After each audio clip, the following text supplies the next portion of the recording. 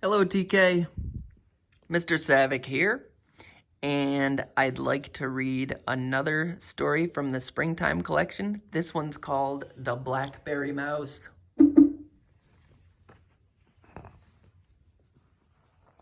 Mouse loved his little cottage in the country.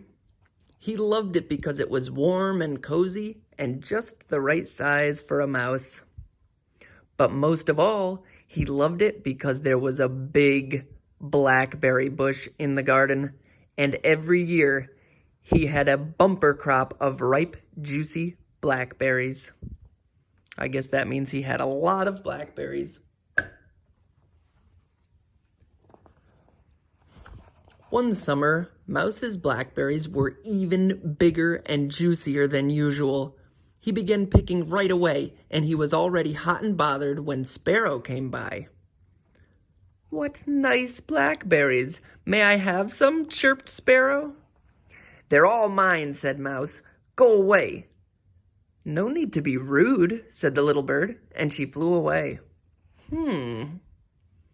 Is that Mouse being kind? Mouse's paws were beginning to ache from all the hard work when he caught sight of Squirrel leaning on his garden gate. "Can I have some of those juicy blackberries?" Squirrel asked.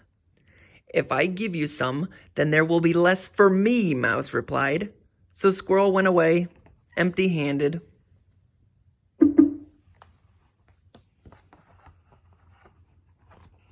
Mouse had stopped to have a rest when Rabbit came hopping through the grass.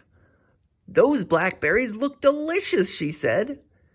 "They are," said Mouse, "and I'm going to eat every last one." "Then you will most certainly be ill," said Rabbit, and off she went. Ill means that he would get sick from eating too many of those.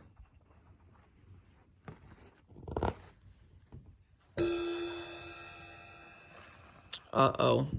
The sun was hot, and Mouse was getting very tired. Soon he had nodded off to sleep.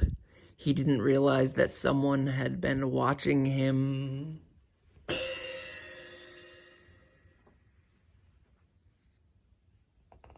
It was Mr. Fox.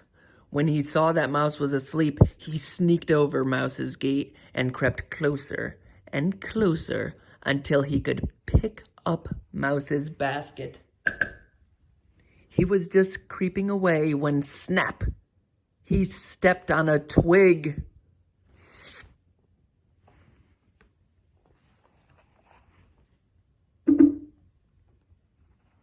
Mouse woke up with a start. "Hey, those are my blackberries," he squeaked. "You're far too small to stop me taking them," laughed Mr. Fox. "They will make a fine dish for my tea tonight." Mouse was not surprised that none of his woodland friends had warned him Mr. Fox was about that day. That means he was around. After all, he thought, why should they help me when I would not share my blackberries with them? Just then, a strange thing happened. An acorn landed on Fox's head. Plop, and another plop, and another plop, plop, plop. Mr. Fox dropped the blackberry basket and ran away as fast as he could.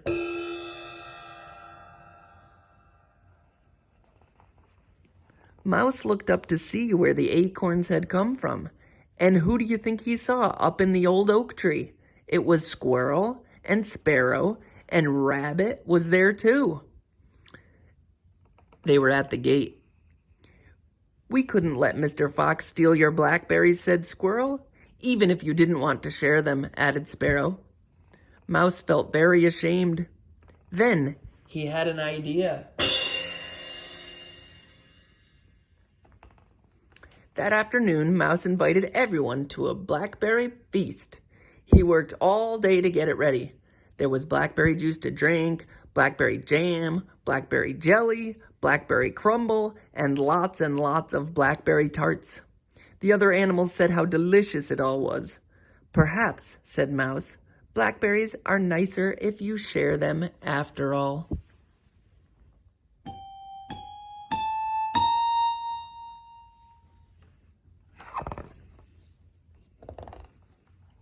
And that's the end of that story. Mouse wasn't being very kind, but his friends were still kind to him, and they helped him save his blackberries from the fox. So it shows that it pays to be kind, just like we are in TK. The next story will be The Bunny of Bluebell Hill.